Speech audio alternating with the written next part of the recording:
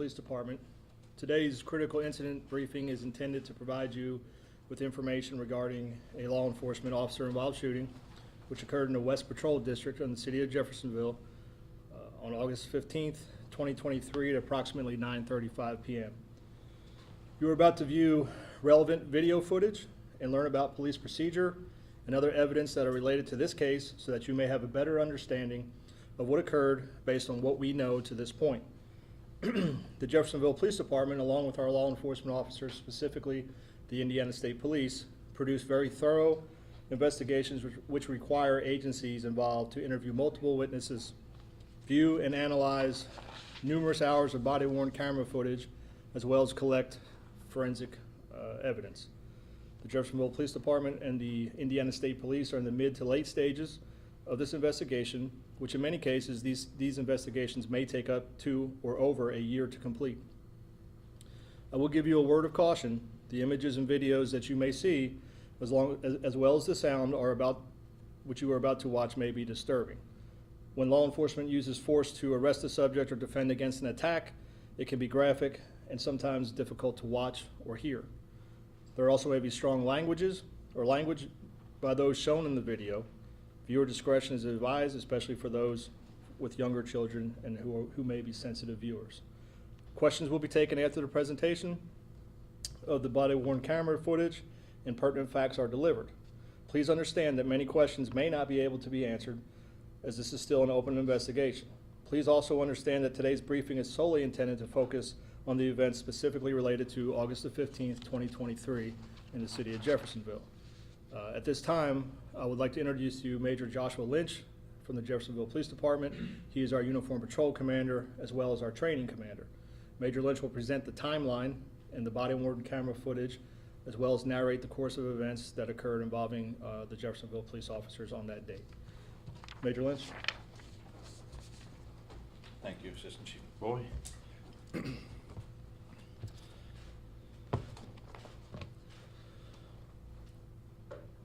Good afternoon. My name is Major Joshua Lynch, as the Assistant Chief said. All right, the presentation that I'm going to be showing is going to include audio from 911 calls. There will be various body-worn camera footages and videos that you're going to see. At times, I'm going to pause the video and explain what's going on so that you can better have an understanding of what's taking place and what has taken place up to that point. We'll summarize as we go because this is a very quickly evolving situation. The first audio that you're going to hear is the initial 911 call from the complainant regarding an encounter that a neighbor had with the subject of this investigation.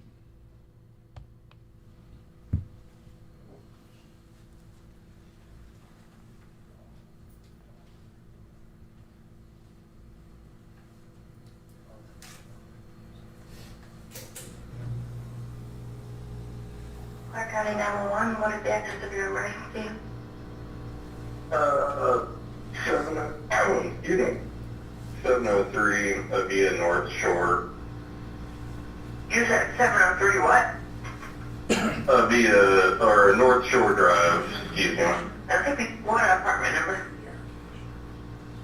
You know, that's a good question. What I'd say, I'm not going to give you a random one, but I'm kind of concerned. I was just approached by an elderly gentleman right outside of my apartment. Felt pretty threatening. Told me that he knows me and I'm going to prison. I told him I don't know him, and he scuffled back into his apartment. I don't know what he's doing, but yeah. So that was, yeah. I don't know if it's like a wellness check. I'm not trying to get shot by some old person. I understand. So are you wanting someone to go check on him and make sure he's okay? Yeah, that would be good. He's 2 apartments. I'm at, and he walked back into an apartment two over from me on the same side of the the complex with me.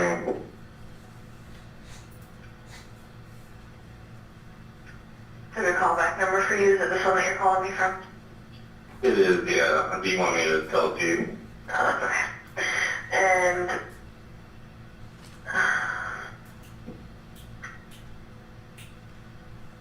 do you want to talk to a police officer? It probably, I mean, yeah, it'd probably be good. I guess. I don't really feel like dealing with this, but I also don't want to, like I said, get gunned down by some old dude, so. Okay. Well, I will go ahead and get an officer out there for you, okay? Alrighty. Appreciate it. Alright, thank you. Bye. All right, that was the initial caller who called 911 at 9:34 p.m. 5 minutes later, 9:39, 911 dispatchers received a call from a Mr. Richard Glass, who was the subject that the initial caller was referring to. Mr. Glass is going to request police because he wants to file a report in regards to his phone being hacked. I'll let you listen to that audio as well. County 911, what is the address of your emergency? Yes, sir. I'm a service emergency. Just came in early, got my truck getting breaking into from time to time.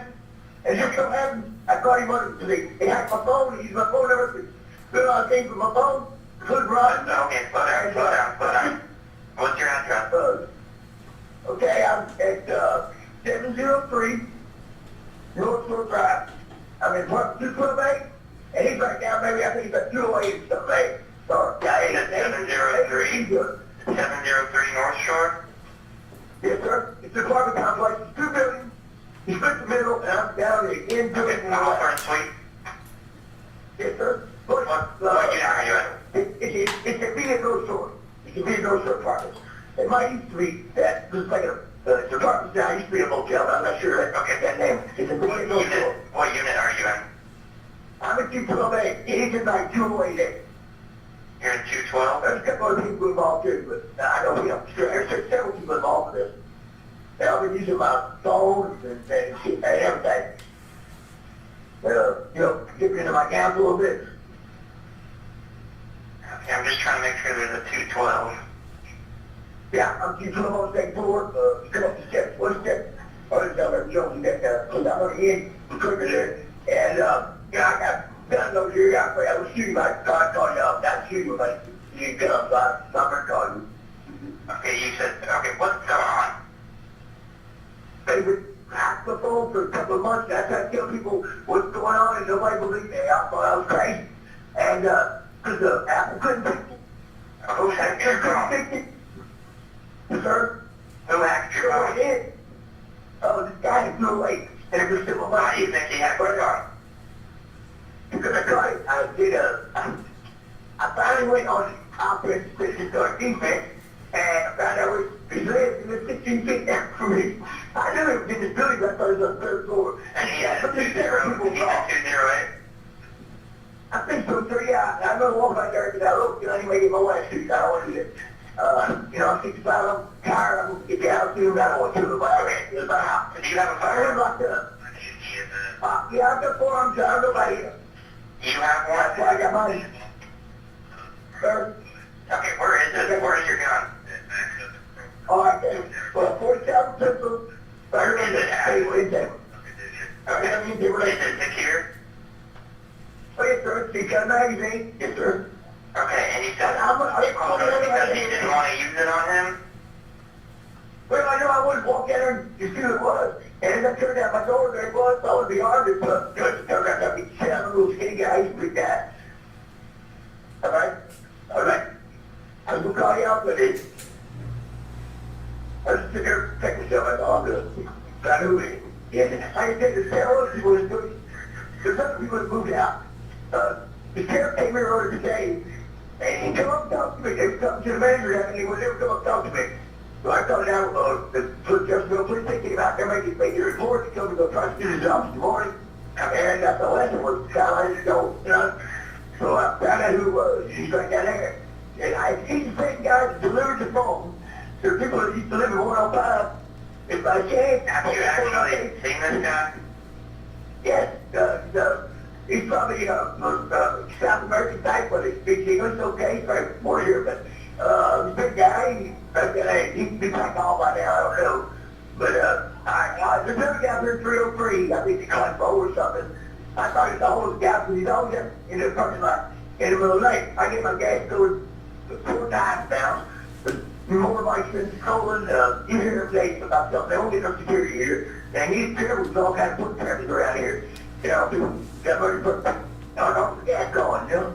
And that's all kind of, and I'm tired of it. I was going to leave that with a motel because it proved me put someone here. I charged them with 6 murders, I could. If you bugs in here, man, they're like, fire, shit, they would fight and shit me, I'm all stirred up. Sir, I need to stop talking. Yeah. Alright, what's your name? So, Richard Black. And I've been to VA, I had Kevin Bibby. Richard, Richard, what's your phone number? Yes. Oh, there we go. Okay, and you're in your room right now? Yes, first thing in upstairs, you just go. Hello? Yep, can you hear me? Yeah, I see that hang up on you. I'm sorry? Yeah, you can't do that before the air took my call on time. He got me this scam one time. Because I said, well, I'll call you back. And I called him back, and he intercepted my call to look for the thought. Yeah, he put that call down. It's only What else is going on today, Richard, besides them hacking your phone? It's so funny, and they've been doing this hacking, it's been putting my accounts up. I set everything down. And the only reason they got this far, these spectrum, they said they couldn't do anything to put the service fee down. I went there again this morning trying to get a new phone and stuff. They said they still couldn't do it. I said, well, somebody brought me you see. And so they started to be aggressive, you know, they knew I was going to catch them. They hit my American Express, they come cars and brought them all up. They're still coming up with big guns, you know. I just know there's 2 American Express cars I ain't never heard of. It's got my name on them. And they got an internet service, with my name, and all this other stuff. I mean, they're becoming big. I think they're trying to kill me. I think she's bugging here, man. I lost 400, but we're not to fight. And that's what spider man, and it's happened before. I told people upstairs. And I'll tell you, but I'll tell you, this is a long story, guys. Everybody thought I'm crazy, but I'm telling them I'm not. I think you got to do something. Okay. Sure. How are you doing? Okay, give me 1 second. Yes, sir. I don't know those, but I'm tired about that. You don't got to kick them. Yep, I'm just looking at something, but okay, we have units on scene there. They're going to come up and speak with you in a second, okay? Yes, sir, it's fine. Yes, sir. Yep, no problem. Here, have a good night. I'm gonna wait till y'all get here for a more back to out this, so I don't know if he's up now. You're going to do what? Well, wait till the police knock on my door for you to make it out gun. Before you take what? You're going to wait till it's hard to understand, sir. You're going to wait till the police knock on your door to do what? To put the full magazine out pistol. You know, No, put the gun up. Okay. Okay, I'm going to come to you. Okay, Richard, no, Richard, did you put it away? I need to know. Yes, sir. I'm not digging down, Richard. I've never acting because I've been dog kind of. He's already to my inside, like it's cheery or whatever. Nervous, I guess, but Okay, did you put it up? Yes, sir, I put it up right now to figure phone. Little stand phone. Okay, just don't touch it. Keep it put up. Okay. I'm going to get ready now. Alright, just keep the fire off. We got them. They're going to come stick you in a second, okay? Yes, sir, thank you. You're welcome. Bye. Okay, in summary, what we have so far, we have an individual who called 911 complaining about a confrontation that he had with a neighbor. That caller requested that we make contact with, who was later identified as Mr. Richard Glass. 5 minutes later, as you heard, Mr. Glass calls 911, and there's a lengthy conversation where he makes a lot of statements and accusations. During that call, there were obviously some concerning statements that were made, that he didn't want to go down there and shoot the subject, so he would call us. And then at the end of the phone calls, you could hear he was reluctant to put his gun away until the police got there, However, dispatch had already told him during this call that the police were on the scene. He was on the phone long enough for them to get dispatched and drive to the scene. So officers are on the scene at this time where he's showing reluctance to put the gun away. I want to put in context of the location that we're speaking of. These two buildings make up Yavia North Shore Apartments. And the gold star here indicates the general area where Mr. Glass's apartment is. It's on the second floor. Should be noted that you have a densely populated apartment complex with hotels and other structures in the area, and roads that are commonly used in that vicinity. So densely populated area. Then what you're going to see next is body cam footage where officers are going to make contact with that initial caller who's calling to complain about the confrontation in the hallway. You're going to hear him speak about that interaction. And then you're going to see officers, 3 officers are going to go make contact with Mr. Glass per his request, because he called 911 and wanted to speak to officers about his phone being hacked. And this is just moments after he hangs up from dispatch. Those officers are Officer Levi Doty, Officer Austin Cranford, and Nathan Modlin. You will see the body cam footage, and we will then discuss what is actually transpiring during that interaction.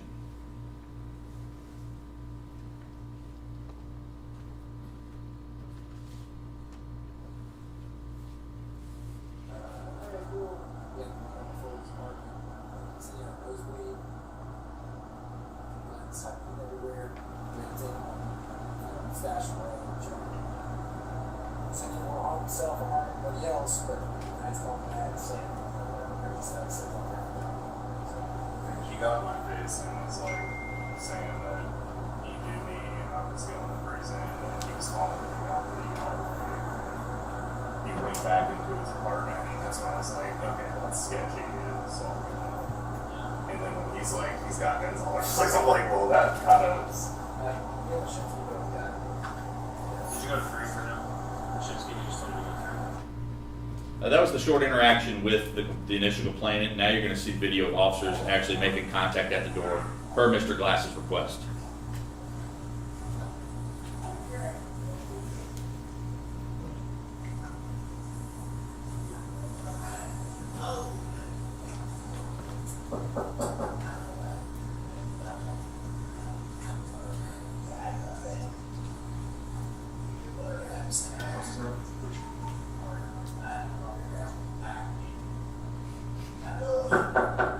Richard? Hey, it's the police department. Richard, this is Officer Doty from earlier.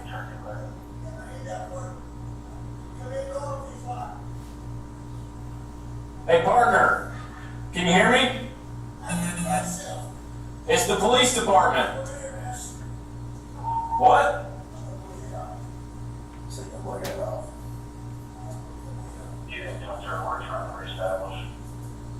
Buddy, we don't want that. Yes, I'm the police. This is Officer Doty from earlier. I took your theft report. We're parked around the side. You took a theft report earlier for $3,000.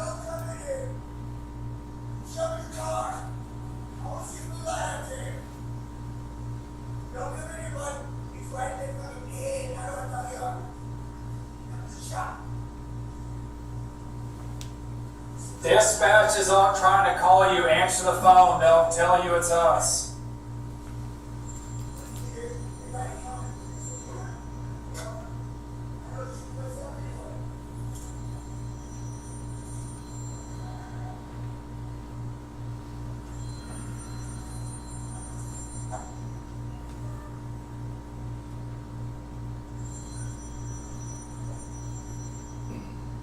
That's our dispatch.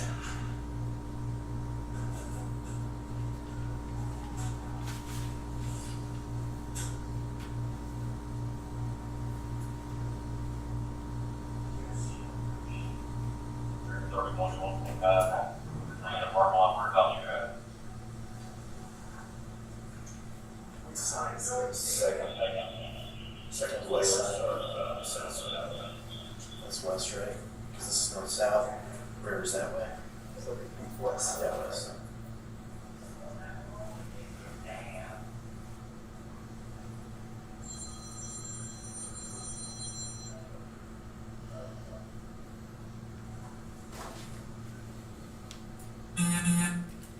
This door stinks. This door. All right, I just want to pause here. There's a lot going on. I want to make sure that everybody is clear on what is transpiring right now while our officers are at the door. Remember, when the dispatcher was talking to Mr. Glass earlier, he said that the officers were on the scene. So there's not a lot of time that has gone by since he was told that the officers are going to be at the door. A few minutes later, officers are knocking at the door. When they come up, they can hear him yelling, and dispatch is trying to reestablish contact with him. When they knock on the door, he tells them not to come in, that if they do, he's going to shoot them, he's going to blow their head off. He continues to make threatening statements like this. He says he's going to shoot himself anyway. Dispatch, you can hear the phone ringing in the background. Dispatch is calling him to try to tell him that the officers are outside the door, they're knocking on the door. He called 911, requested them to file a report, and now we're having this confrontation. And it should also be noted that after he threatened to shoot the officers, he wants them now to pull their car outside his window so he can see the blue lights. And we'll get into that more, why that is not an option, especially when someone who we know has firearms and has made threats to do harm, to do violence, and now he wants us to pull the car into an open area where he can see them visually. Also, what just occurred, if you saw Officer Modeling standing there, something caught his attention. What that was a very distinct sound of a handgun having a round racked into the chamber, just on the other side of that door. Okay? For anyone who's familiar with firearms, it's a very distinct sound, and Officer Modeling was able to hear that, and when you listened closely, you could as well. So what we're going to see now is officers are going to, they recognize that their presence at the door is escalating his demeanor. They're going to back up and try to make contact with him on the phone, and we'll get into more of that in a moment. Door sticks a lot. It doesn't just open. You gotta shut it open. Did you hear him rack one?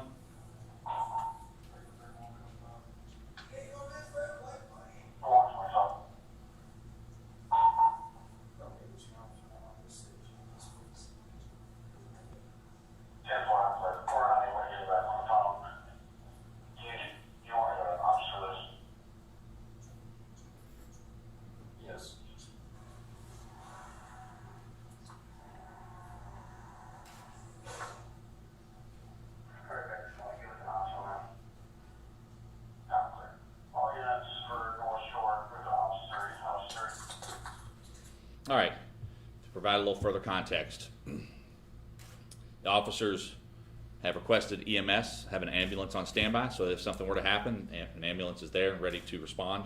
They've also requested to go to an ops channel. You'll hear ops a few times. What that is a dedicated channel so that none of the other channels and none of the other police chatter from other agencies within the county would interrupt this situation. So they are getting ready to move out of this area. Obviously, this is a very dangerous and vulnerable position to be in when you know that the subject just racked around and has made threats to cause harm.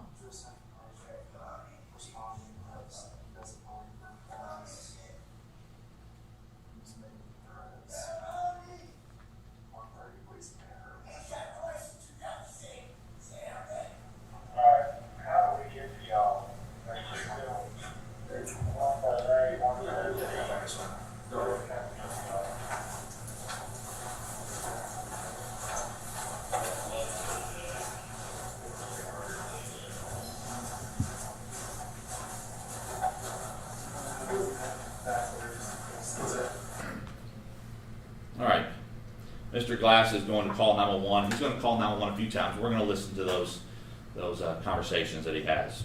Should be noted that when dispatch calls calls Mr. Glass, he does not pick up the phone almost throughout the entire incident. The only interactions that we're able to have with him is when he calls 911. Sorry, and you're going to hear that communication now. Okay, 911. What's the interest of your emergency? There's somebody wanting to come in my door. They were saying it was the police, and I know they're not the police. And I need Officer Brown. Hey, this Richard? Yeah. Okay, the police are outside. They're at your door. No, they ain't. I don't see them. I want you to call. I want you to lights on. These people are intercepting my call. Okay? So you can be them, you know. So they have to scare me out of $500 because I called them back and the sound like a jailhouse number said the fact you intercept my call. Richard, So I want you lights, blue lights on. When I see the blue lights, I will drop the gun and you come in or whatever. All right, That's you. Richard, listen, okay? No, goodbye, you're done, cop. Richard. A few moments later, he calls back to dispatch. Clark County 911, what is the address of your emergency? I hope you're police this time. They've been intercepting my calls back. I'm at 703 North Shore. Okay. North Shore, pardon me? North Shore. I'm understanding what you're saying. You said 703 North Shore. What's your apartment number? 212A. And tell them when they pull up, put on the lights so I know it's the police. They're trying to come down the door. The lights get better, really is. They're trying to what? The lights, it didn't matter. Someone will get shot if you don't go. Why is someone going to get shot? Because they got a gun, I got a gun, and they're stealing my money, and I found out who it was, and now they don't like it. And there's several of them involved. It's just not one person. It's been going on for a while. They hacked my phone. It's a love story. They get turned in. I bet you blue lights here pretty soon. Do we need them? Now, there's going to be shooting around here. I ain't lying. Where's the other person at? He's in the hallway. Time to come to me. I said he was the police. I know, but I told 40 cops are pulling the lights. It's even a problem. They do this all the time, people. It's I mean, I only call back. Expect them could figure it out. What's your name could figure it out? Apple could figure it out. And all I do is stand out, contact and I saw my phone number twice. One this phone and one there. So they can actually intercept my call. And like the last time he scared me out $500 was because, well, when I told him I won't call back and make sure it was there, they intercepted, said it was that. You know, so I got my $500. They get no more. So I got one word. My name's Mr. Glass. Give me the address. Send police to now. Mr. Glass, I have police en route. I'm trying to make sure that... Okay. So when somebody pulls up, you go between the buildings, put on his blue lights, and let me know it's there. So, because I'm right up in front of the door. So I'm up the building, step forward, I got my shade up, my window open. I mean, that's what the guys do. There's people all around me that want to shoot the time. They're all bunch of people in the offices. No, you ain't talking to us. Send the police. Bye. Send the police. Mr. Glass, police are en route. I want to make... All right, again, you hear these conversations. What we have, going back, we have an interaction in a hallway that was perceived to be threatening. No threats were made. And then we have Mr. Glass calling about his phone being hacked. So there's a lot of confusion at this point when we're getting these calls about people getting shot, and he wants to see blue lights. He's making threats at the door. Officers do the right thing and de-escalate by taking a step back, getting to the hallway, and trying to reestablish communication. All those attempts to communicate are unsuccessful because he will not answer the phone. And in my experience, when we're able to communicate, the situation has a very high likelihood of being resolved. However, unfortunately, that was not the case in this situation.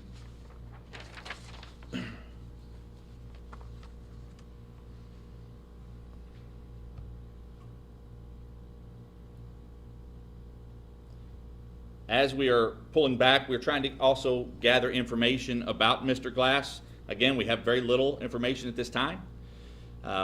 We're able to contact a family member who has not had contact with Mr. Glass in over a year, but he's able to tell us that he is a veteran, that he suffers from alcoholism and potential drug use. We find out that he previously lived in Kentucky.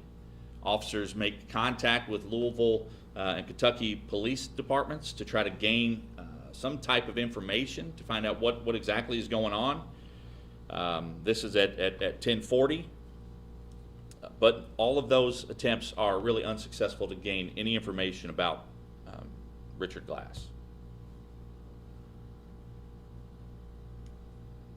Mr. Glass once again calls at 10:55 to dispatch.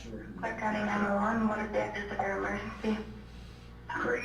What white out a rifle here at North Store Drive, 7003, North Store Drive. What's crazy white bucks with rifles? Richard. Come on, get it down here. We ready. Richard. KKK. Richard. Come three North Store, 212 there. Come on, man, we need help. We won't kill people. Richard, you ain't killing nobody. Sit down. Who are you? This is an operator. Sit down and let's talk. Well, if you are an operator, you're going to want to get out. I'm staying on, trying to get you out here. Because these motherfuckers won't be dead. Because I'm talking to you. I don't know how to get Richard. So why ain't nobody calling that woman? Are you gonna listen to me? Oh, you call me, bro. I need to move away from that fuck ass. Dude, it's fine. You ready to let down right there? Richard. Hey, you want me to stop saying that? I will do it, Mike, all first. Give me some fire, I need to go. That's it. Hello. No, I ain't going to do that. What you gonna do? I'm gonna give you the water. You got it. Help us. Richard. Are you done? Can you talk to me? Oh, yeah, what was that? That's not my head. Can anyone down the road?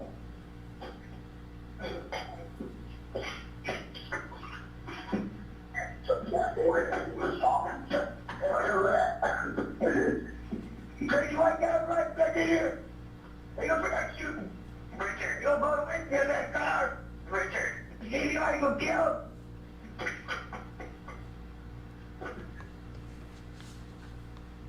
Still, Are you gonna talk to me, Richard?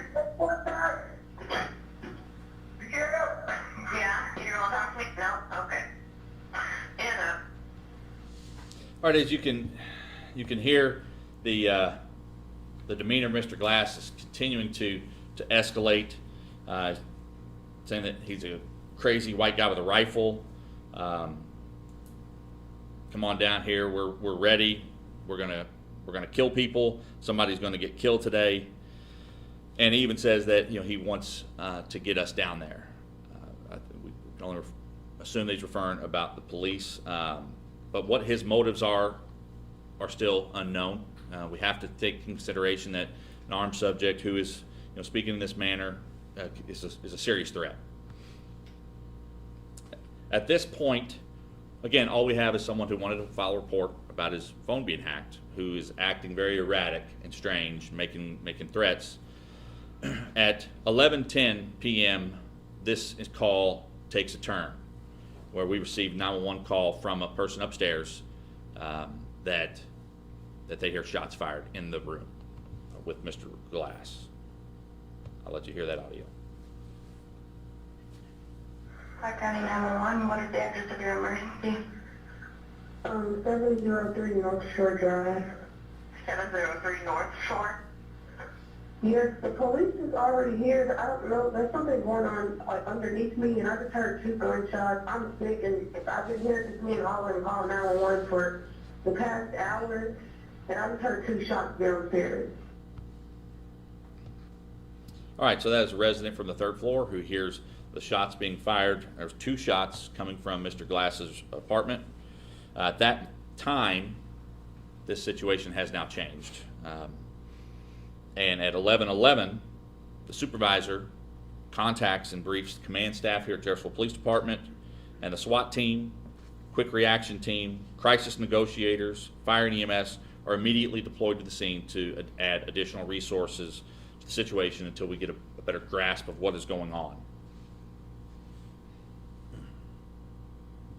As additional officers arrive at the scene, they're going to set up a perimeter, and we're going to see some body cam footage of those interactions and what's going on to get a better understanding of the situation.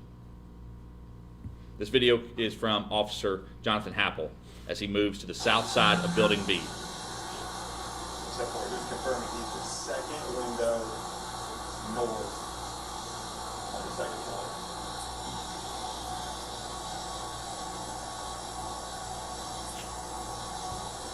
Give context, again, this movement in a window over here is the apartment that we're talking about. That is Mr. Glass.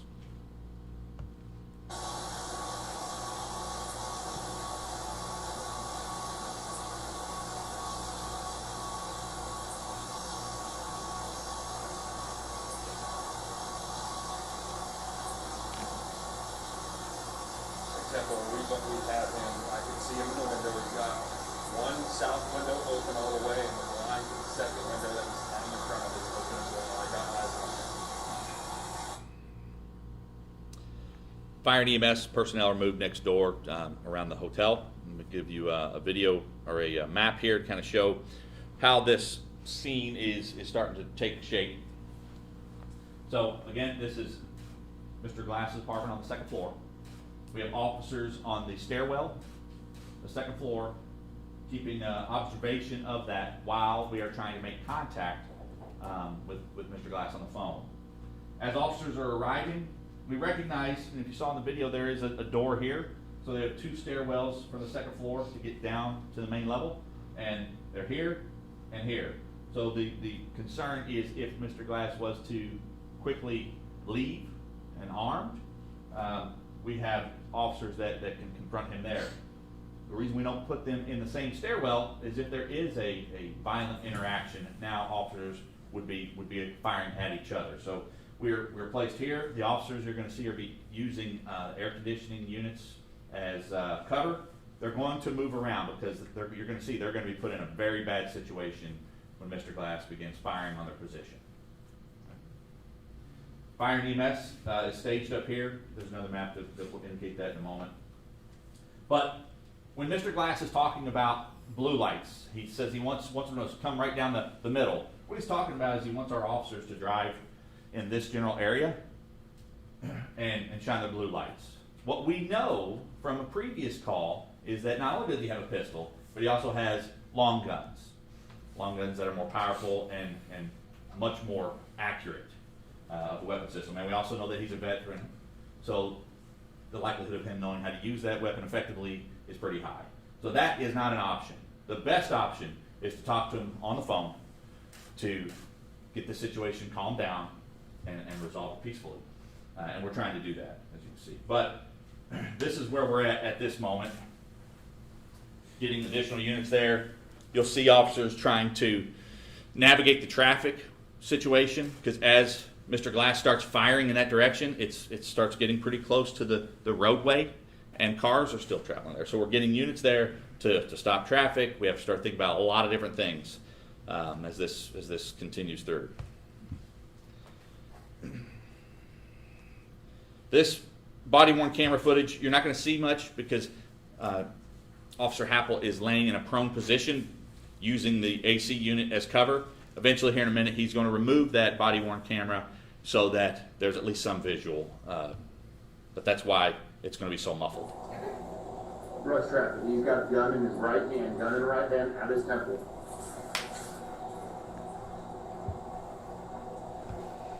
All right. So as Officer Happel is on that south side of that building, he announces that he sees him. He's got a pistol, and he's got the pistol to his temple. Now, that adds a different dynamic to this situation. We have a suicidal subject. He's made threats to officers. He's shot twice in his apartment, and now he's put a gun to his head. Suicidal subject. We have to be cautious to not escalate the situation. We do not want to force an engagement with a suicidal subject. We want to try to de-escalate. And we also want to avoid a situation where if he chooses suicide by a cop. We want to try to put ourselves in the best situation so that we can resolve this.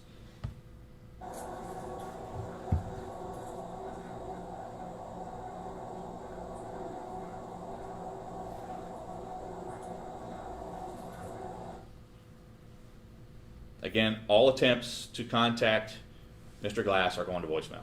So we are only having one-way dialogue. When he calls 911, as you've heard, he's saying a lot of things. He's not really allowing the dispatcher to say much in return.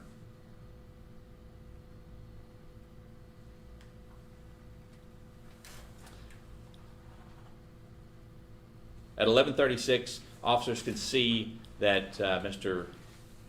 Glass has the rifle in his hand, but he also has a pistol as well. There are several weapons that we believe are in that apartment. This is body-worn cameras again from Officer Happel, where you will hear and see the interaction or the response to the officer taking gunfire. Hey, Hodges, can you see that door from where you're at? The window that's open with the chain.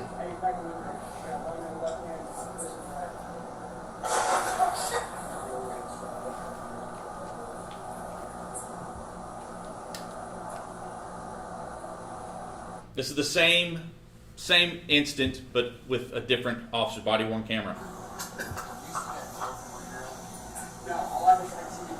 Is that the window open right there? Hey, back in the window. You got one in the left hand, first and right.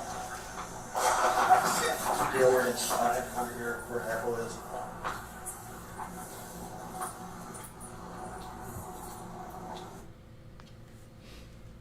The body-worn camera footage that you're going to see is Officer Blake Stewart, where he is continuing to shoot at us. I will, ask you to take note that there are instances where these officers are going to get shot at. One of the things I want to take note of is that when the shots are taking place, you're going to see Officer Stewart, who has binoculars. They're going to reposition to what they feel is a better location, better cover. As he moves around the cover to get observation of the apartment, a shot rings out. Moments later, he's going to move on this side, a shot rings out. We can only presume that those shots were fired in response to an officer moving out from cover and being visible to them. So I'll play this video now.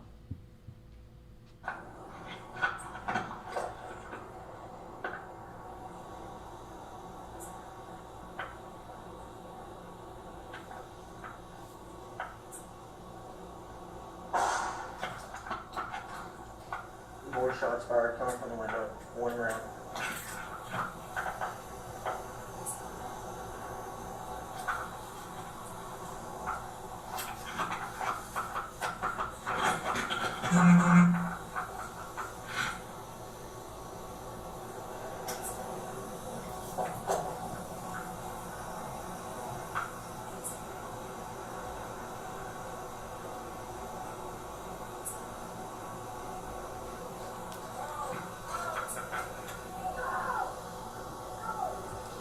The yelling that you're hearing is also another concern that is on the officers' minds. Is now we have innocent civilians that are walking out of these apartments in that road in between the two buildings, and they're yelling to get them to safety. Again, SWAT and quick reaction team is en route, and you'll see that we are trying to get evacuation of the apartments around them, and then Building B, which is in direct firing range of Mr. Glass. And I'm going to show you in a minute why that becomes so complicated.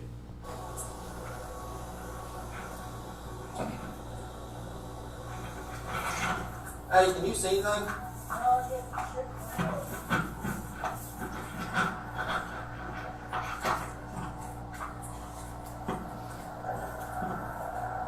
Can you see anything, bud?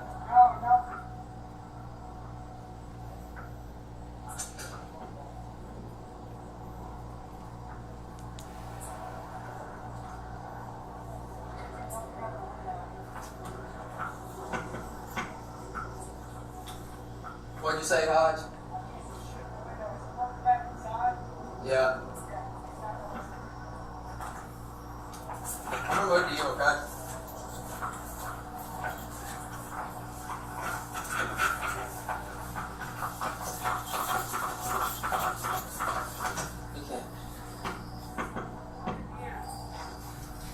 Ray, if have a next unit that's coming in the vehicle shut down North Shore and South Indiana, so nobody can come back this way. That car right there, shut it down. Again, that's trying to stop traffic around that area where Mr. Glass is firing a weapon.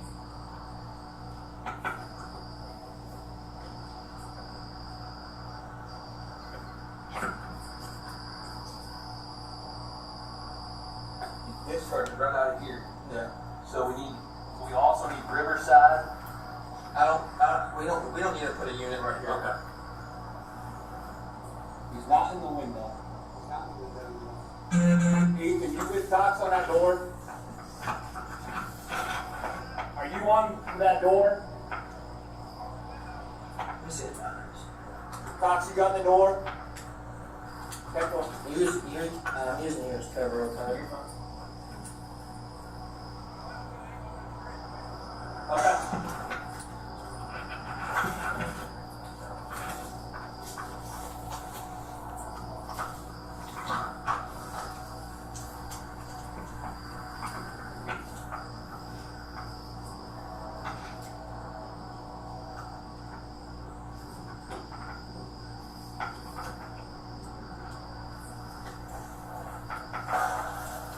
You can see in those two instances where he goes on one side, shots fired. Goes on the other side of the cover, shots fired.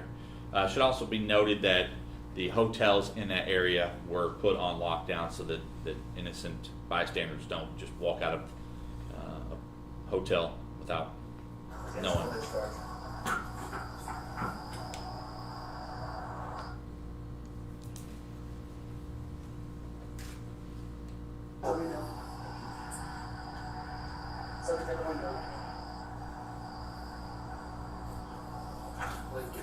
It is confirmed he has a long gun.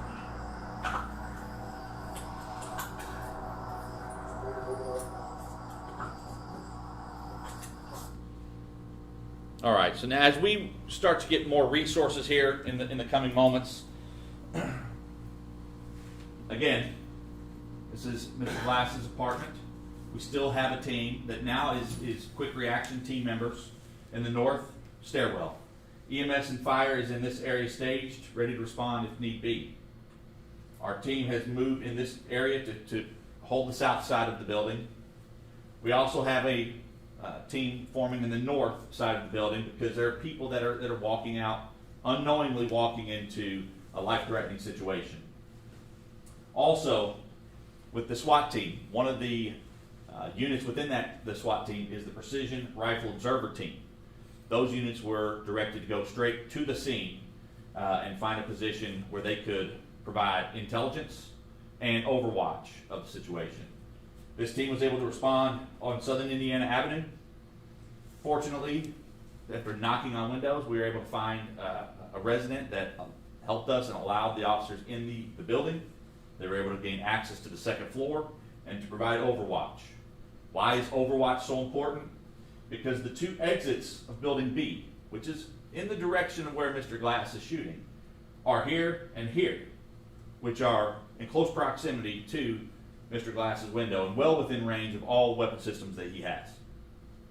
We don't want people just seemingly, walking out of these doors, and we don't want to be shuffling people in and out. So having overwatch before that situation, before the evacuation starts, is not an option. Now that we have overwatch, we can begin to start working on evacuating people, or at least getting them out of this front side so that they're in safety. There were messages sent out to try to reach as many people as we can about the area and to lock down, to get away from windows. And some people were evacuating on their own, hearing that there was an issue, the issue that was going on. People were evacuating. We were directing people to this open parking lot over here. Officers were able to evacuate some of the people around Mr. Glass. But before we could get the resources there, the situation really starts to unfold, which we'll get to. This is where we're at this moment in the timeline.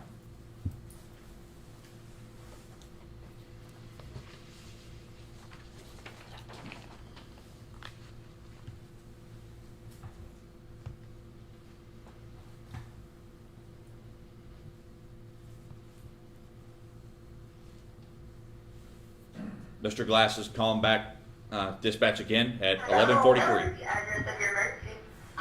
I wish you would, Daniel. You don't say shoot that one. There's a crazy white guy. It's crazy white motherfucker. Come on, man. Can you hear me? Who is this? It's Rich Glass. Can you hear me, sir? Yeah, I wish you get the cops in, but You want the car the cops, right? Okay, yes, I haven't talked to you yet. I'm not sure what's going on. What's going on? Can you explain to me? Who is this? This is operator 909 from 911. I'm a dispatcher. No, that's you. Oh, really? Well, they called 911. Get switched over to 703 North Shore, Ave Apartments. Okay, what apartment number are you in? Just pull up everything. I'm in apartment 212 there. You're in apartment 212? Yeah, I just got buzzed there right now. That's the town. What's mine? Who's shooting where? Who's shooting? I'm shooting Why back are you here. shooting? Who are you shooting at? I'm a crazy white guy. A crazy white guy. Where is the crazy white guy? We got 30-30, got a shotgun. He got a 49. Is he in the same room as you? What? Is he in the same room as you, sir? What? Is he male that you're shooting at? Where is the male you're shooting at? There's one dead guy, yeah. There's one dead guy? Yeah, he's dead in the hallway, yes, guy. There's a dead guy in the hallway. Yeah, bring the cops are quick. Okay, did you shoot him? Yeah, kind of, it was that shit, it was. It was an accident? Richard. Can you hear me? I need you to listen to me, Richard.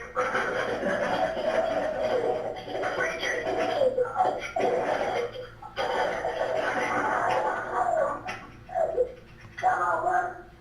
Richard, can you hear me?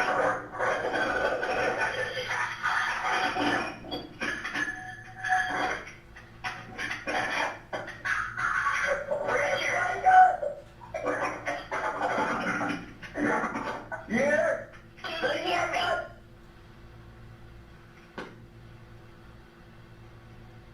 I'm gonna attempt to call back.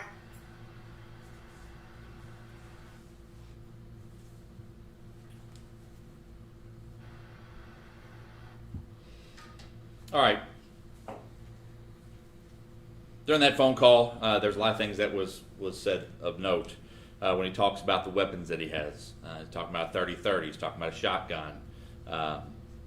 Those are obviously concerns. He also says that there's a dead guy, and that caused some confusion. We have officers in the hallway. We know that there's not a dead guy in the hallway, but it causes some confusion as to what his intentions were. And again, is he trying to lure officers to get out into the open? It is a concern. The SWAT team members start arriving, and they are being briefed by command. Their initial instructions are going to be to relieve that team that's in the stairwell. Once they relieve the team that's in the stairwell, that team is going to be sent to begin the full-scale evacuation. And crisis negotiations are on the scene. They are trying to establish contact. However, as you can see, it's very difficult to speak with Mr. Glass, and that contact's never made. This is the north hallway. Officers that are in the north hallway are going to hear glass breaking coming from Mr. Glass's apartment, where he's busting out the window. That's going to be important here in a minute as to why he's busting out that window, because there's a team on the north. We talked about the perimeter team that's on the north on the ground. Could be that he was breaking those windows to get a better vantage point. We don't know, obviously, but what I do want to point out with this team is the intentions of this team. So they're there to make contact and confront Mr. Glass if necessary, and the resources that this team has, I think, shows the intention. We have a canine and a canine handler here, which is a less lethal option. This orange shotgun here is the beanbag shotgun. It's a less lethal tool, and each officer is equipped with a taser. This team, we train at Jeffersonville Police Department with our immediate response teams is to use all the tools are necessary, all the tools at our disposal to get a peaceful resolution situation. And this team was prepared for that. As you can see, there's an officer in the doorway that's got a visual of Mr. Glass's apartment throughout this encounter.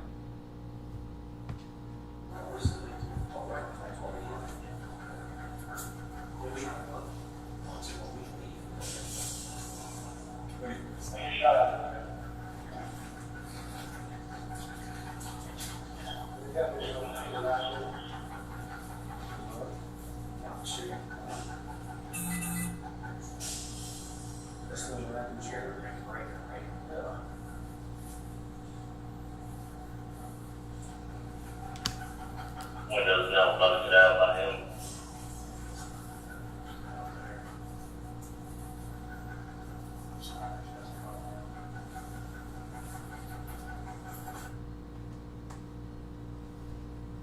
All right, the next two body-worn camera footage that you're going to see, and mostly here, because the body cam is on the officer, is a loud shot from the Precision Rifle Observer team. Then we're going to talk about what transpired, but we're going to watch these videos first. This is the team that's in the hallway, in the stairwell. I also want to note that the SWAT team has been briefed and is on their way. They are on foot to relieve this team.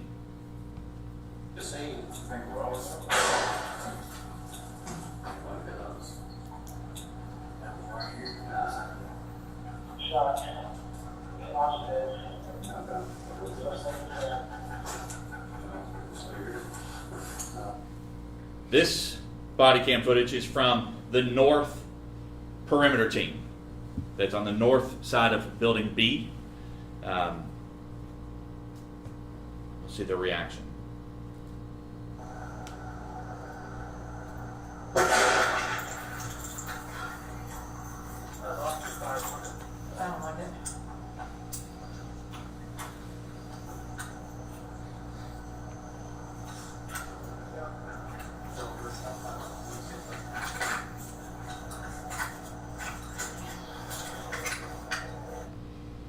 All right, it was reported and following a thorough investigation, determined that Mr. Glass was seen at the window, moving towards the window by the Precision Rifle Observer team with a rifle in his hand.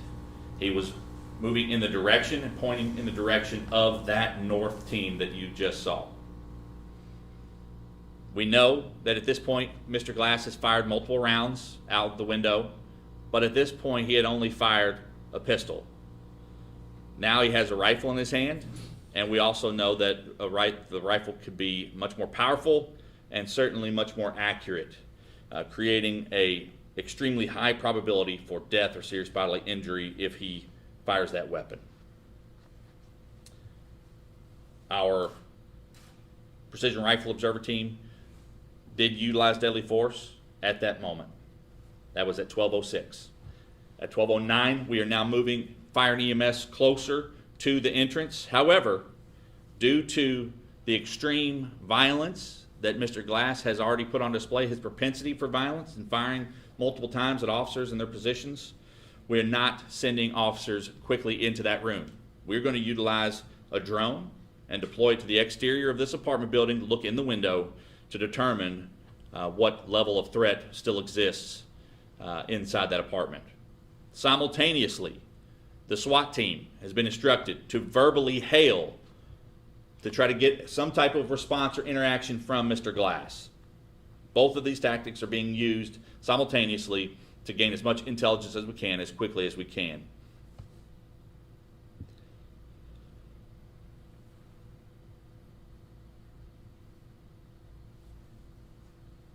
This body cam footage is going to show a drone being deployed to the exterior window of Mr. Glass's apartment. You see this light that's moving. That is the drone.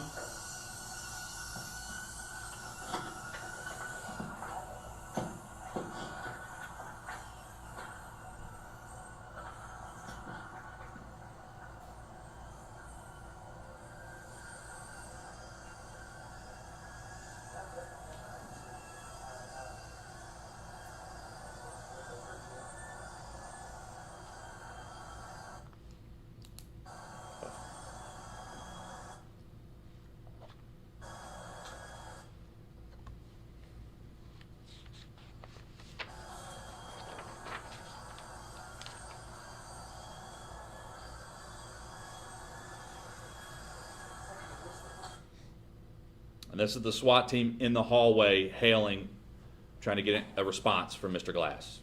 I apologize, buffering.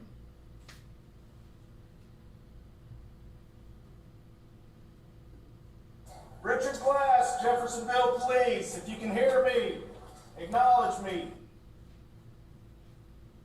Don't come out the door with any weapons. Richard Glass, if you can hear me, acknowledge this command.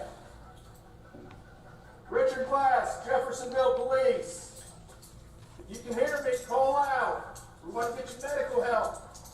We're here to help you. Richard Glass. Okay.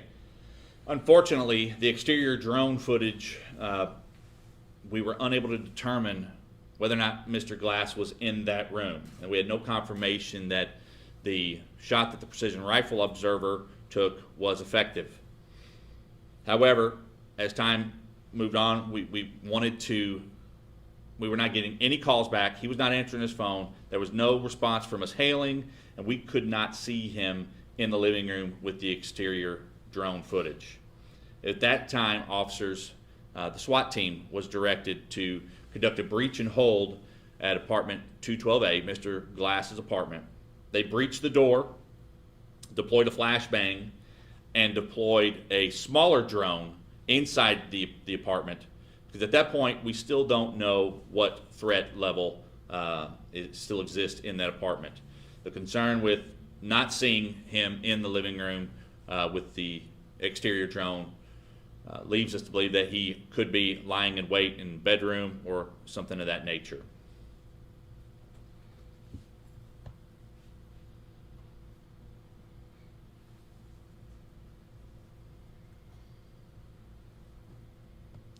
The drone did, the smaller drone that entered the room, the apartment, did locate Mr. Glass. He was found with the firearm still in his hands. However, he was unresponsive and unconscious.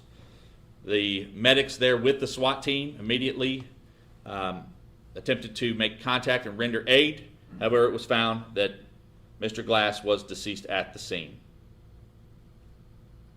Immediately following this information, officers no longer needing to hold the perimeter for the protective stance, immediately began checking all of the apartments and buildings around the area to ensure that there were no unknown victims at that moment with the firing that firing of a weapon that Mr. Glass was doing over the last hour. Fortunately, no one was hit or injured.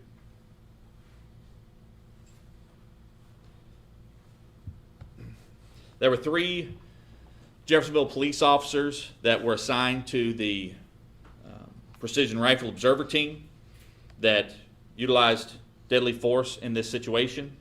I'm going to introduce you to those officers. This is Lieutenant Sean Davis. He's assigned to the detective division, a SWAT member, and a 13-year member of the Jeffersonville Police Department.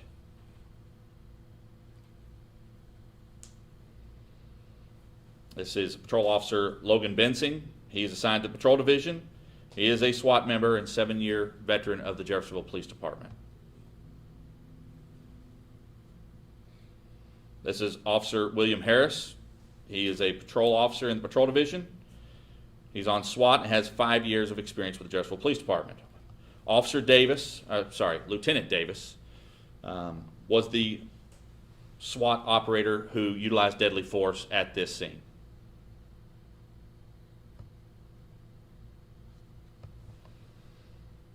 All right, next, I'm going to quickly provide you with a use of policy statement.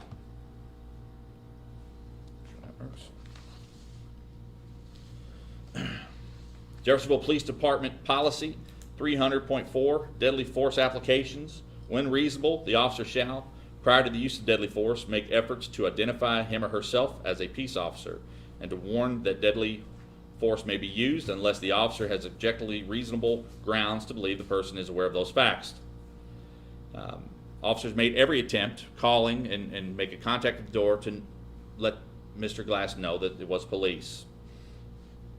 Furthermore, the policy states that the use of deadly force is justified in the following circumstances involving imminent risk or imminent threat. An officer may use deadly force to protect him or herself or others from what he or she reasonably believes is an imminent threat of death or serious bodily injury. The policy continues by explaining imminent. Imminent does not mean immediate or instantaneous. An imminent danger may exist even if the suspect is not at that very moment pointing a weapon at someone. For example, an imminent danger may exist if an officer reasonably believes that the individual has a weapon or is attempting to access one and intends to use it against the officer or another person. An imminent danger may also exist if the individual is capable of causing serious bodily injury or death without a weapon, and the officer believes the individual intends to do so. This is in accordance with Indiana Code 35-41-3-3. Additionally, the Indiana Law Enforcement Training Board has adopted a statewide policy on deadly force, specifically Section D and Subsection 3 on use of force, in accordance with Indiana Code 35-41-3-3. A law enforcement officer is justified in using deadly force if the officer has probable cause to believe that deadly force is necessary to prevent serious bodily injury to the officer or a third person or in the commission of a forcible felony. Ladies and gentlemen, we now know after a thorough investigation that those officers did indeed have probable cause to believe that deadly force is necessary and was necessary at that moment to prevent serious bodily injury or death to officers and other innocent parties in that vicinity.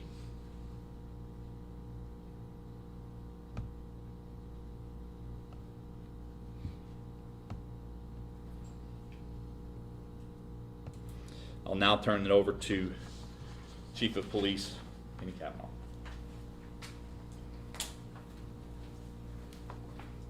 Major Lynch, thank you for that very thorough and in-depth briefing of information that we provided. Assistant Chief McVoy, thank you as well. The purpose of today, the presentation of information, you can clearly see that the chain of events that evolved on August the 15th at this apartment location here in our West District, Jeffersonville, was pretty rapid and evolving. Gentleman here, Mr. Richard Glass, he was a veteran. He was a veteran with experience. Let's make no doubt about it. He was armed. He was well armed, and he was prepared in what he believed that he needed to be doing. It's unfortunate that this time in society, with everything we have, we're still, once again, I'm standing here before you, but this is occurring all around the country, that we have our veterans that are in crisis. Mr. Glass was very deliberate in his actions. He was deliberate in his actions that you could see from the presentation of data, and he had a lot of things that were occurring within the culmination that led up to the events of today. Okay, and I think this brief is pretty long and pretty detailed, but what we want to express and what we want to communicate, this did not happen just in one instance. This did not happen just in one police response. The culmination of events with Mr. Richard Glass obviously is over a period of time, and he well established himself there on that property from what we understand and coming from that state police investigation and our investigation. His physical presence to the residents, to the apartment management was well known. Some factors that I can present and give to you that he was in process within a 14-day notice. He mentioned the sheriff's office, what we can draw an inference from that, and with the information from the investigation, he received his 14-day notice, which is a civil eviction process, and assuming with what those lease administrative, I would call them, violations for him living there on that property, I think that's where he was in the process there. And whether or not it happened here, now what we do know, and I could foresee with my 29 years experience as a law enforcement leader, even if this event did not occur on the 15th and they were going to hold an eviction, I think we can well see and know that there was probably going to be a reasonable issue with Mr. Glass having to vacate that property one way or another, and law enforcement was going to be involved, which is very sad where we are here today. Examples of his behavior, some of the things that he did say, you heard him mention that he wanted police to turn on the blue lights, pull down between the building. It's pretty clear that he was wanting us on numerous times to show ourselves, come on in, come in the door, I'm here. He was ready. He mentioned, he said white guys with guns, and he mentioned KKK. There was all types of ramblings and things that were actually being said he was putting himself out there, and he was all over the place in concentration of what he was delivering. And as I want to applaud those officers at the time there, specifically I want to applaud Lieutenant Greg Seifried, the Squad 3 shift commander, Sergeant Denver Leverett, who was present there, one of our interdiction officers. He was actually out working within another detail of that scope, but however, he came there to the scene, and he was assisting Lieutenant Seifried. He was inside, interior there, running operations, and those two supervisors of leadership came to that conclusion. You could hear them talking and speaking through the course of it. There's other video that we didn't make available because this could go on and on. There's over 30 cameras of what we were able to produce, and we even had officers from Indiana State Police, we had officers from Clarksville Police Department there present too as well within the perimeter. The data and the footage you're going to see and capture on the perimeter is going to continue to go on and on with the chain of events here at the culmination. We've been able to extract and provide to you what we believe is necessary to be able to put this information out here in a clear channel of communication. But those officers had the officers on scene to pull back out of that stairwell because the physical presence that we were giving and we were delivering appeared to agitate Richard Glass. And there's a term that we come to realize, to recognize, we're better off to be able to pull back. He was concentrating to fix when he says he was wanting the blue lights on for us to come down or come in. So once we pulled back, there's going to be somewhere within the timeline. We want you all to understand through this period of time that call started for the secondary of the call right at the beginning of our third shift at 9:34, and they started at 9:30, and they already were briefed because second shift was there 4 minutes into their shift. Here's where they are. The call comes in to return back to North Shore Drive, and the culmination of events then precipitated where we are to the present. I think it was very reasonable for us to be able to pull back, and we did pull back. I want to applaud those officers, but as you see when we pulled back, he was still in that state of being worked up. He was still possessing those firearms, and that's when the shots were being delivered. We were fortunate enough and be able to find that it was two separate apartment residents there, and both were occupied with persons inside of there. Those shots went through two different places when he was firing inside there, and luckily we did not, by blessings, have anyone struck or we have a tragic incident.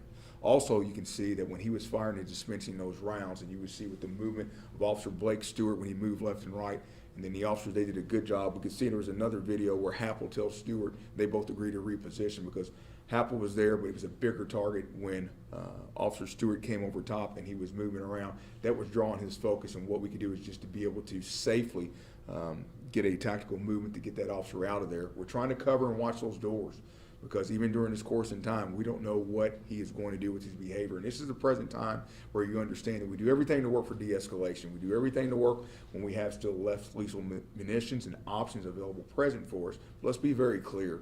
We have someone that has a firearm. We have someone that is heavily armed. He has a pistol, a handgun. He has a 30-30 rifle. That rifle was bearing a scope. We all know that utilizing a rifle with a scope is going to give you zero in, and it's going to give you more precise accuracy, and it's going to give you more grouping for some type of shot that you're going to try to acquire as a target.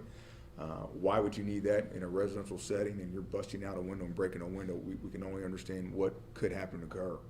So during this time, of course, here, what you didn't see, and in our timeline, after he dispensed those rounds and those shots, we then scaled up the incident. The incident then was scaled up for us for tactical intervention by having our SWAT team, to have our quick reaction team come out, and our crisis intervention negotiation unit to come out to that scene to be able to try to resolve this incident, but also to be able to be a quick reaction force because of where we are with him firing those shots. You hear the officers calling for getting traffic in that immediate area, and that's just adjacent to right off of Riverside Drive. We're 1 block going north off of the river. Okay, so we're down in the West District, the coordinates of the city, and we're right here in a contained area.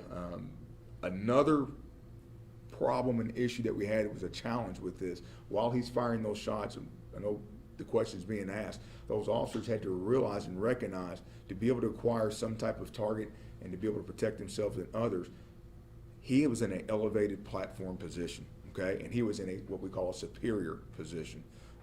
Mr. Glass, with his training and experience for the military, we know that itself is in a detrimental threat and law enforcement is here. Some of the factors there, I don't want to get into those details, but we train on that. And we've been asked to train on that because of incidents and situations like this. So this was a serious challenge in where he was positioned and where he was located in that superior and elevated position.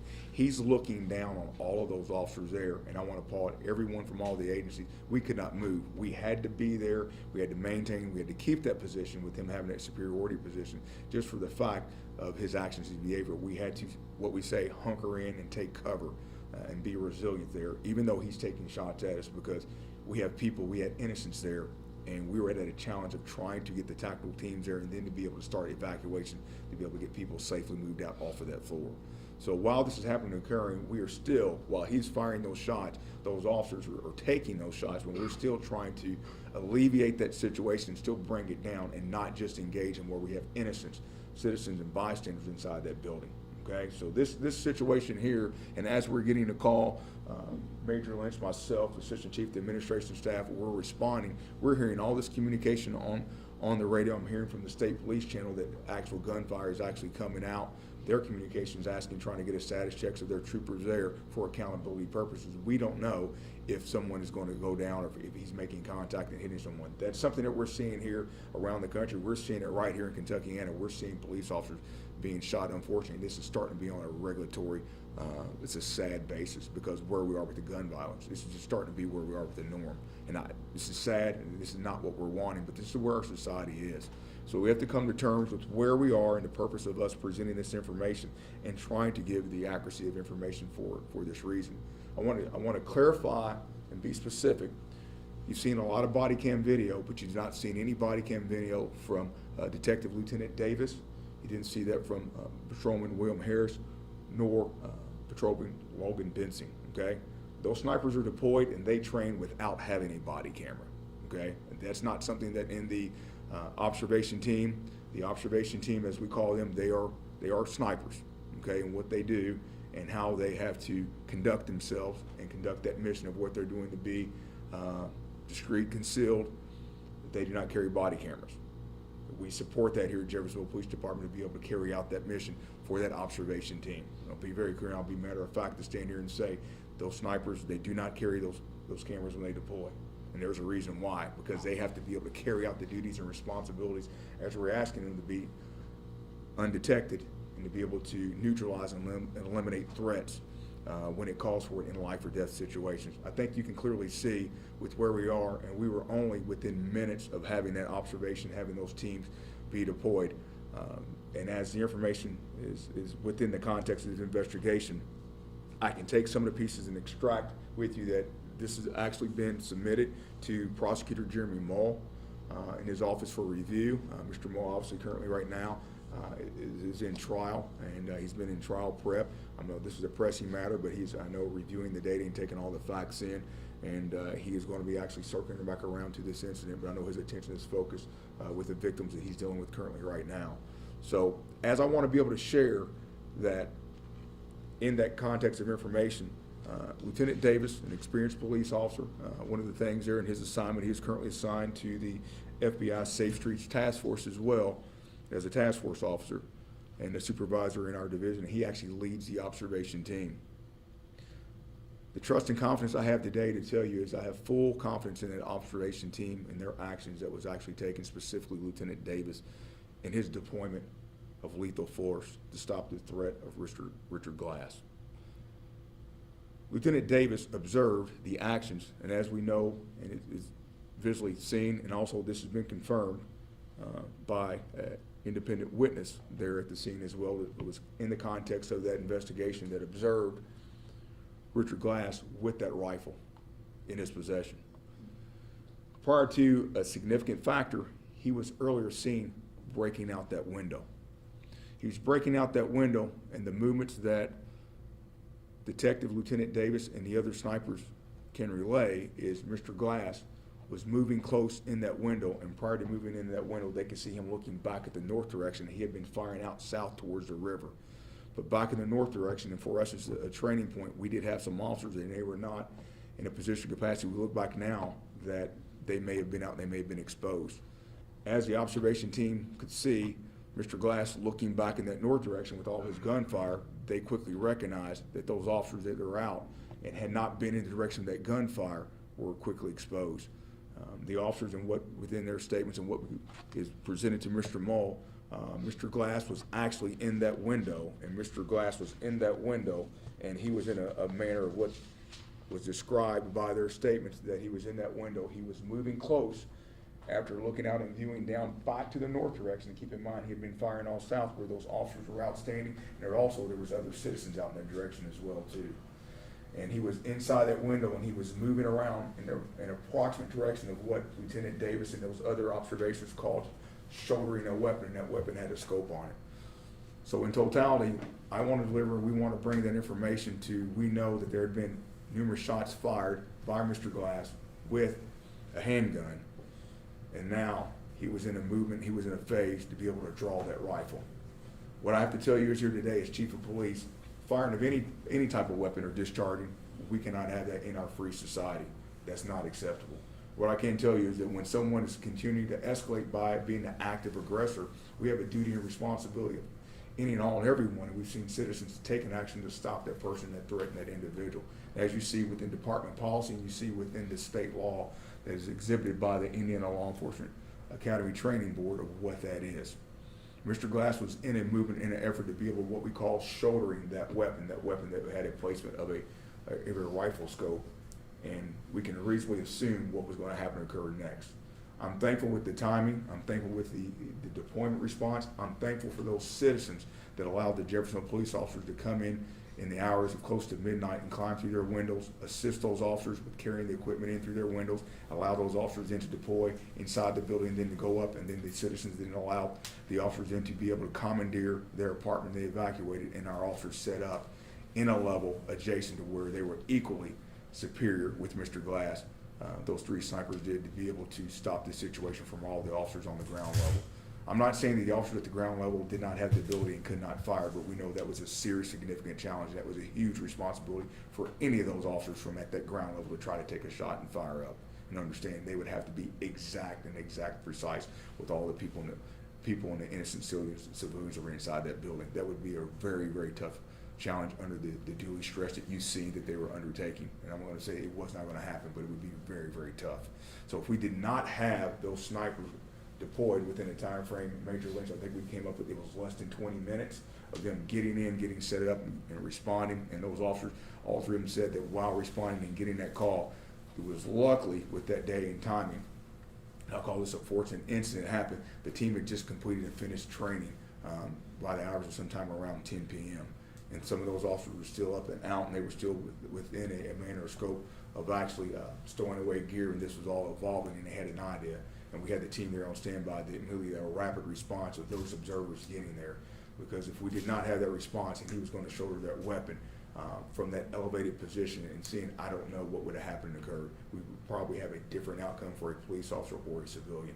And he mentioned that was a 30-30 rifle. That was what was recovered there with the scope. And there was a round chambered already in that weapon.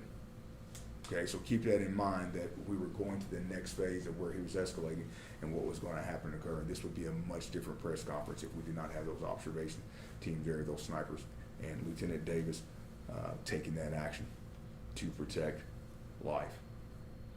So clearly, as Chief of Police, I want to say that with the actions of what we actually have here, what's happened occurred, and from the Jeffersonville Police Department in totality, this is the context of what happened on August the 15th, 2023 at the AV Apartments, North Shore Drive, involving critical incident of Richard Glass and Jeffersonville Police Department as a response.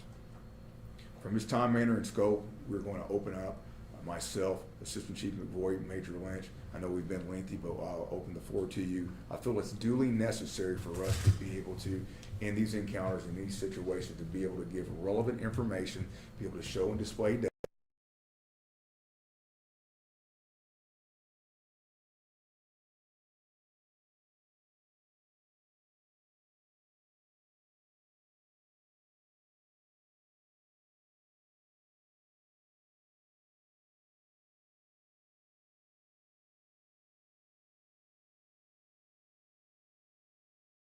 That Mr. Glass had in his house. Could you address that? Yes, sir, absolutely. with that firepower and what he had and where he was evolving to, and understanding when you look at situations that are static and active that are occurring, when you see that he's already conditioned himself and he's at a level he's comfortable, he fired numerous shots. And after someone starts to fire the shots, they're starting to escalate and it's starting to go on and on. That's how an active aggressor, an active shooter then undertakes it. Then as they start going in, it's getting the breakthrough, and he's firing those shots, and you see, he's calling, he's wanting us to pull down with those blue lights on, come on in. It's clear, and that's where we've made errors and mistakes in the profession before in first response of actually moving and going in. That's why after the involvement of what happened occurred, that we then, shot was out, called out by Lieutenant Davis, then we regroup, we start to figure out how we can provide aid.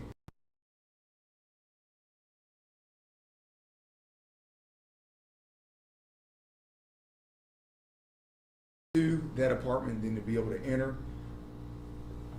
you have to use safety measures, okay, and exactly where we are, and just to understand that if he is there, if he is injured, but if he's still possessing a firearm or weapon, he does has a capable means to be able to be another additional threat. But I do want to step back into what you exactly said, that if this was not remedied and resolved with Lieutenant Davis' distinct and decisive action to eliminate this threat that was occurring, this would be a very tragic and outcome of some civilian or a police officer where we are here today. How many shots were fired overall, and do you know how many weapons were recovered from his apartment? Through the course of investigation, I do know that it was at least 2 weapons, and he did have, I think he was breaking out that window, and a lot of they could hear the damage and the rumbling going on inside. He had a hatchet. I know by the radio traffic communications, we were hearing that they were observing him with that as well, and he was clearing out that window. But at least 2 firearms, and I do know through the course of the investigation, numerous shell casings were recovered. Again, that's what they recovered, but you can clearly see on here with the number of shots where it is, and it's just in these videos of what we have and what we've actually dispensed. There's more body cam footage that from our department and other departments that are actually there, but they recovered 6 shell casings. You know, whether the shell case was in the apartment or outside the context of it, I do not know, but I can tell you that being related, we know with the shell cases of 6, but by the video, significantly, he was firing shots. And we were also, with the information that Lieutenant Seifried had gathered, we were well prepared and communicated with the family. They gave us an update of information which was necessary to ensure public safety and to ensure officer safety. And we appreciate that information of communicating with his family, and we've been in contact with them, and we do send out our thoughts, and we do send out our prayers from the city of Jeffersonville, from the Jeffersonville Police Department, for any family to be able to have to deal with this situation and go through it with a loved one. Okay, this is not an outcome of what we want, and this is not a press conference to indemnify or to demonstrify Mr. Glass, who has served our country, but this is where we are here in society with this happens to occur, and we can do this, unfortunately, and be able to have humanity and recognize that there has to be ethical care and professional policing that evolves with this, and we can have communication and dialogue. You guys mentioned several instances of the situation evolving and changing, one of them being when you guys did find out that he was a veteran. Tell me a little bit about more of that training and how do you guys have to approach these situations differently when you are dealing with a veteran and somebody that is trained with these type of weapons that you did have? Absolutely, sir. So knowing that he is in that position of superiority, and there's certain elements of training that comes through with persons and individuals that serve our armed forces in the country, he had knowledge and had knowledge based of what he was doing, whether or not the state that he was in, there's a certain degree and a level of training. And he's calling out that I'm here, I have guns, present yourself, show yourself, come on in. Well, obviously, he is wanting us to feel welcome and come in, but he's also directing and guiding us, and they do an excellent job at Clark County 911 in their communications. You hear them, and one of the things they actually do, they verify his location, they ask him questions, do you have, they're getting him to say things, and they're giving us notification of exactly what he's doing each time he calls, and you're hearing his base. They know it's him, but they're taking the time to verify, so we exactly know what we're dealing with. They're just reaffirming, and then within that measure and scope, they're still trying to bring him down. One of the communications officers, that operator, she told him, she gave him that voice that I think was actually great, tremendous, that mother's voice, sit down. She told him to sit down, and he was like, "Wait, who are you?" So he was at least responsive to him, that he was engaging, just to try to get him to take a breath, take a minute. And I think the officers on scene, what we call taking a situation, and Major Lynch commonly refers to as allowing the situation to breathe. We're trying to get him just to breathe, even after he's fired those shots. If he fires those shots and we can get him calm, or we can get him to put one of those guns or firearms down, we have the propensity, or maybe an opportunity, if you can get him to put the firearm down, which obviously it seems at this point he was putting the firearm, the hatchet. He always had a firearm and then a long gun. He was continuing to scale up.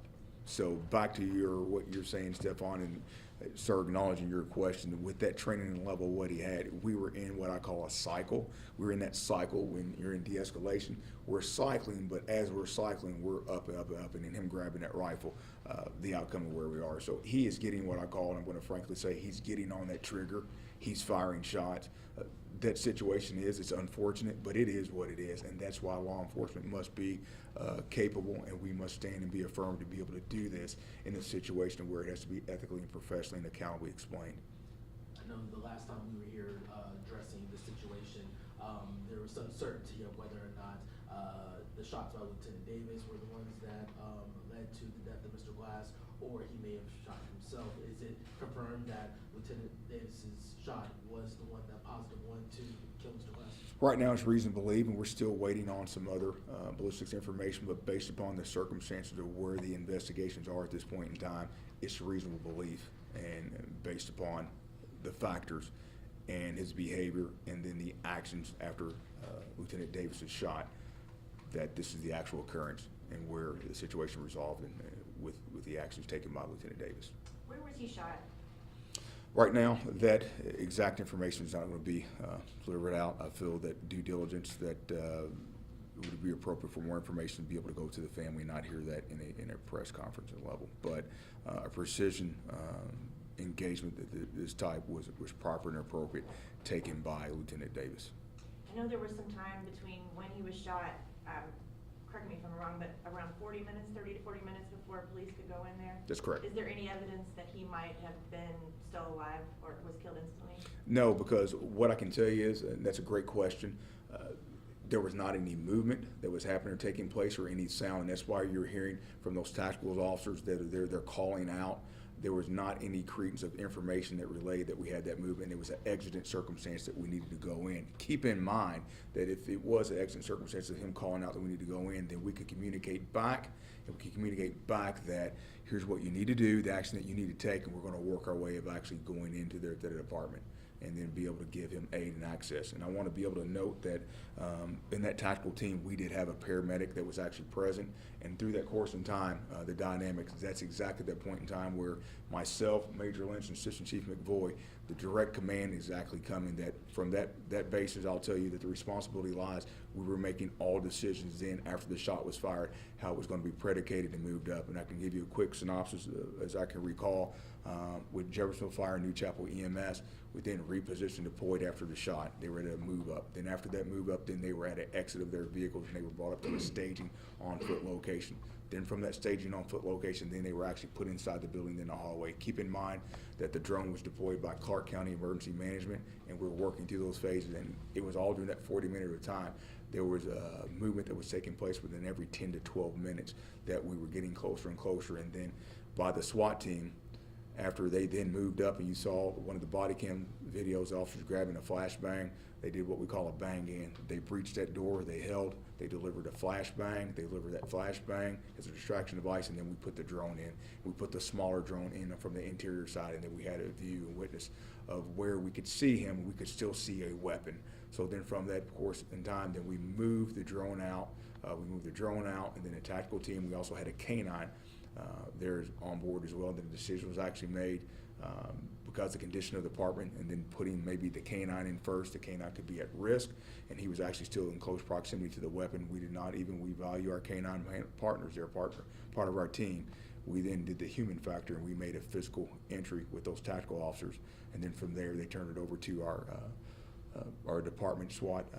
We had at that point in time, we had a paramedic on scene and immediately started an assessment to render aid, and it was determined that from where we were with the outcome, the condition of Mr. Glass. Given the fact that he fired several shots. Why was this turned over to Jeremy Mole? Is that standard procedure? Absolutely. Anytime that you have just police involved or anyone, that is still a homicide that happens to occur.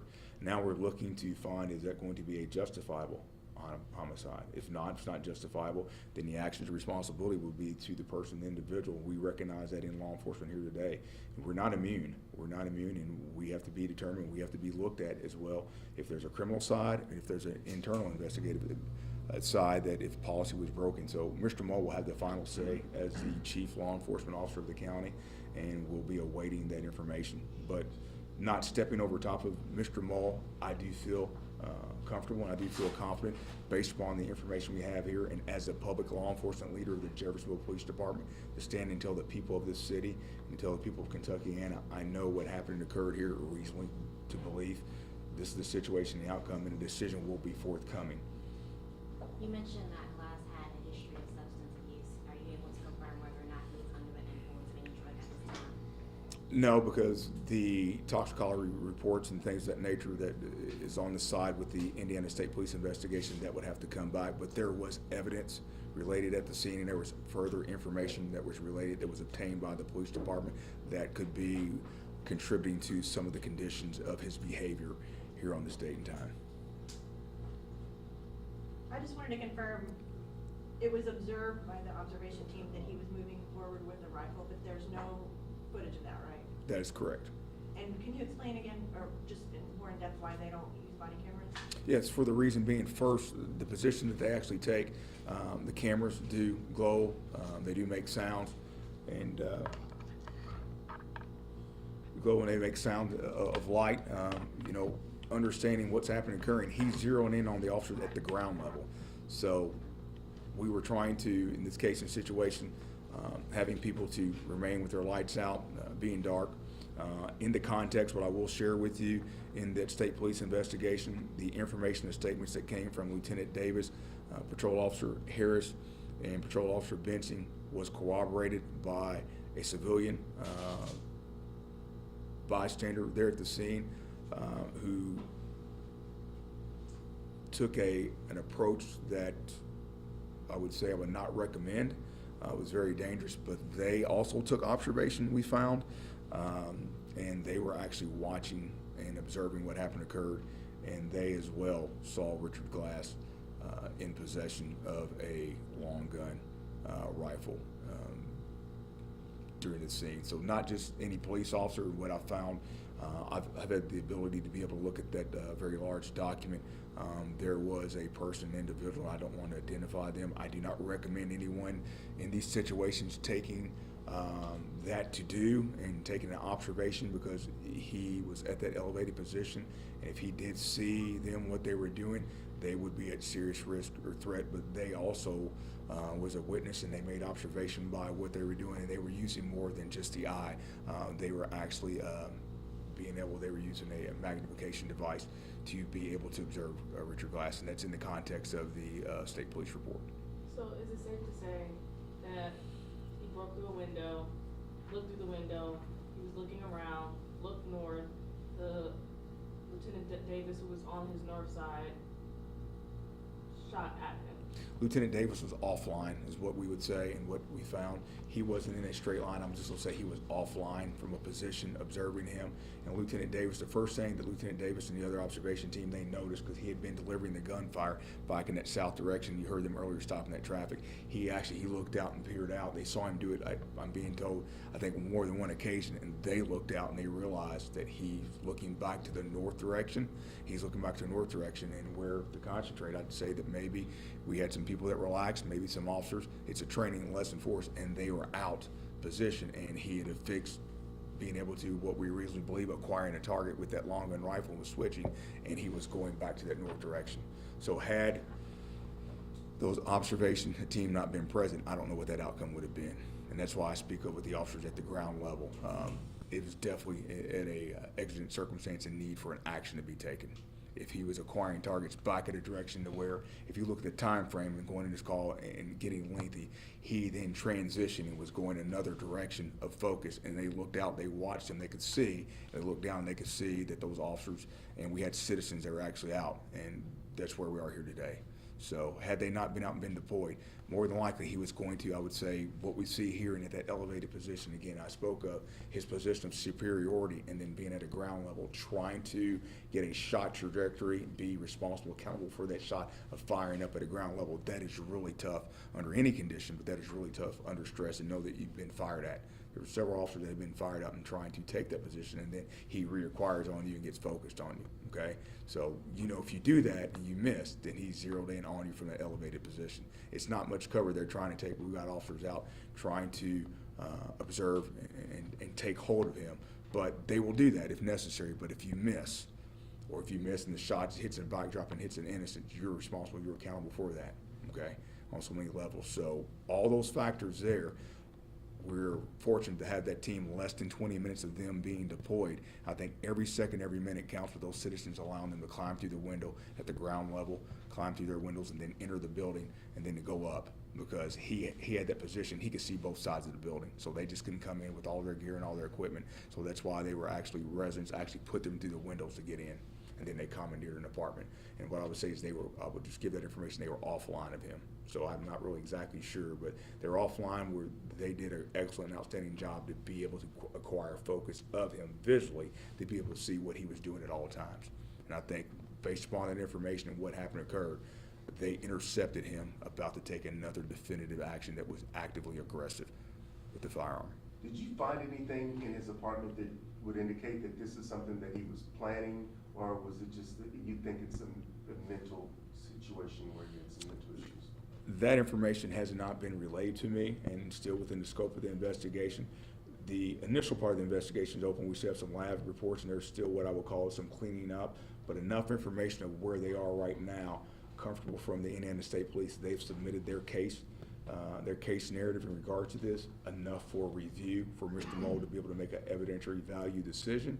And then we're still with the internal investigation. We're not closed on that basis, so that could possibly still be forthcoming. Did you say which gun he shot, or did he fire both of them? He had fired numerous times from the handgun, and he had possessed the net long gun and rifle, and he was in the process of then shouldering that weapon and moving around inside the window with that weapon leveled out, and then drawing up as an inference. Can you just give an update on those 3 officers who are part of the observation team? That's correct. The update I actually have, and you're also behind this, you're going to get a release statement from me, and I'll have it as well. But Lieutenant Davis was he was assigned to administrative leave without restrictions, what we call, and he was on administrative leave. He has now been transitioned over to a limited duty status. He is working back within the unit. He's in communication, obviously, with information and duties, responsibilities for the FBI Safe Streets Task Force. He's not in a full duty capacity. Patrol Officer William Harris and Patrol Officer Logan Benching, those officers were initially transitioned for a period of time, and they were also in a administrative leave duty status without restrictions, and they have now been transitioned back to full duty status, and they are out on patrol now at this present time. Is there any more questions that I can answer? Are we going to get a copy of this? Or is this what you sent us? No, we're not going to release the copy of our press release this time. And he had a rifle and a pistol. That is correct, and also a hatchet as well. Well, I appreciate your time coming out here to Jeffersonville Police Department. You will all receive the next statement that comes from the Chief's office with defined information in relation to summarizing the press release. Thank you all.